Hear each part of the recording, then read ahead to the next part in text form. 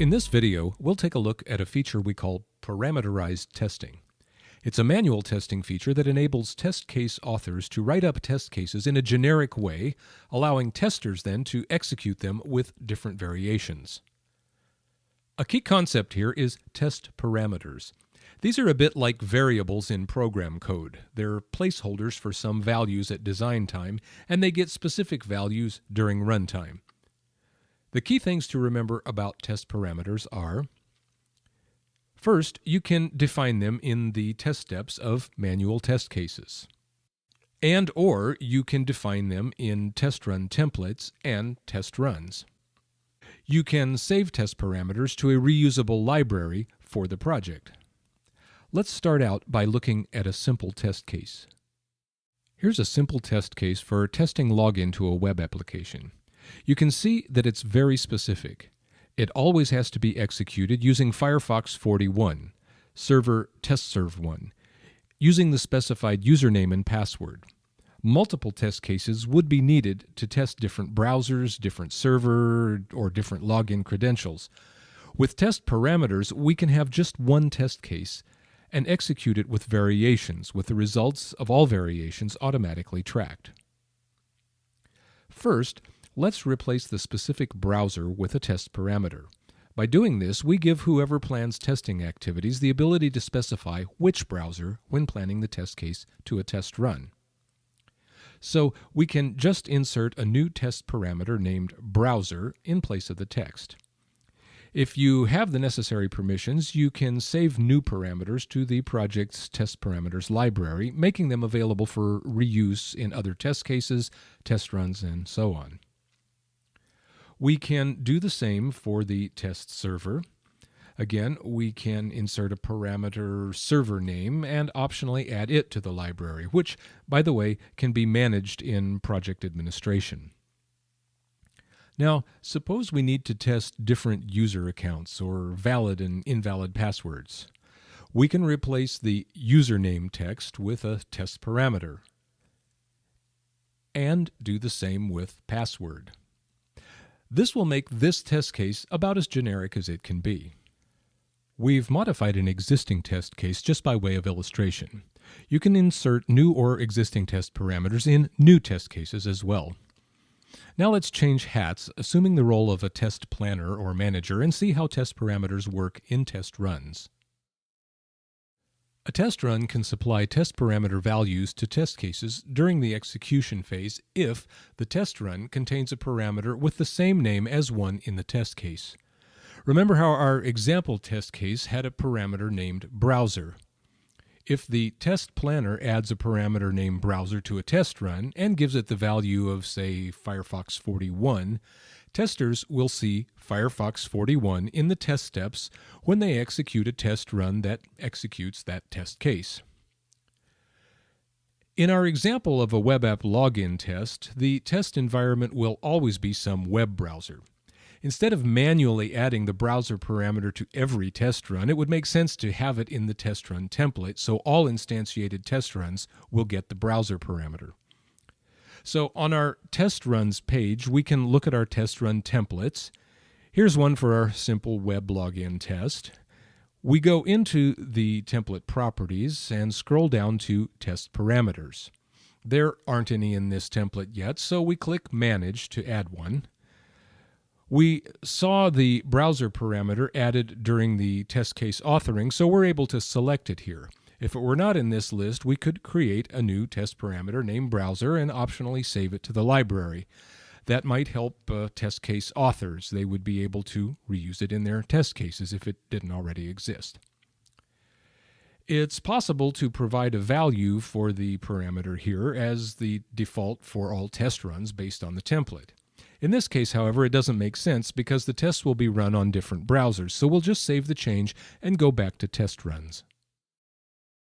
Let's now create a test run based on the template we just looked at. Click Create, give it some ID, login1, select our example template, and create the test run. If we go into the test run properties, we see the browser parameter from the template. Now, suppose I, as the test manager, want my tester to run test cases using Firefox version 41. I can specify Firefox 41 as the value for the browser parameter, so it will be propagated to all test cases that also have a parameter named browser when this test run is executed by a tester. Let's also say that this test run is to be executed using server testserve1. I can add a test parameter server name to this test run and give it a value of testserve1. Again, I can just select the parameter in the list because it was saved to the project's library of test parameters. When a tester executes this test run, the value specified here will propagate to any test cases that also have a parameter server name, as our example test case does. We'll see how this works a bit later on. Now we need to specify the test cases to be tested by this test run. To keep this really simple, let's just select test cases manually and just select one, the one we parameterized earlier, invalid login test. We go to the Actions menu and choose Select Test Cases. Notice two things over here in the test run planning sidebar. First, all the test run parameters specified in the test steps table are present in this panel. And second, values for the browser and server name parameters have been supplied by the test run. These values could be changed here if necessary, and the changes would apply only to this test case. All I as a test planner have to do now is tell my tester what username and password to use when executing this test case. So I enter values for those parameters here in the sidebar. You recall that these two are defined in the test case itself. When all test parameters have a value here, save the test run and it's ready for your testers to execute. Or is it? Let's take a quick look at one more feature of test parameters. Suppose I want the tester to run this test case once on Firefox 41 and once on Chrome. No problem. I just add another iteration. It's added to the sidebar with the same set of values as the first one that we saw earlier. Depending on your screen, you may need to scroll up a bit to see iteration 1. All I need to do in this iteration 2 is replace the value Firefox 41 with Chrome.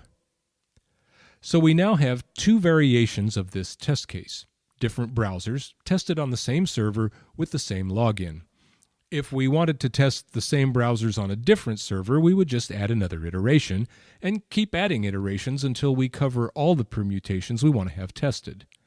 For now, let's just stick with our two variations, save the test run, and see what happens during actual testing. So now we're assuming the role of a tester assigned to execute the test run. The tester opens it and clicks on Execute Test to get started. The first test case opens in the Work Items table. Scrolling to the Execute Test section, we can see the different test parameter values highlighted in light blue. If some parameter doesn't have a value, it will be highlighted in light red. If testers have permission to modify test runs, they can open the test run planning sidebar and provide a value right now, which is then saved with the test results. If the tester lacks this permission, the test results can't be saved, but they can pause the test execution while the test run is updated by someone else and resume the testing later. Testers also see tabs for all the iterations, and they can go into any iteration at any time.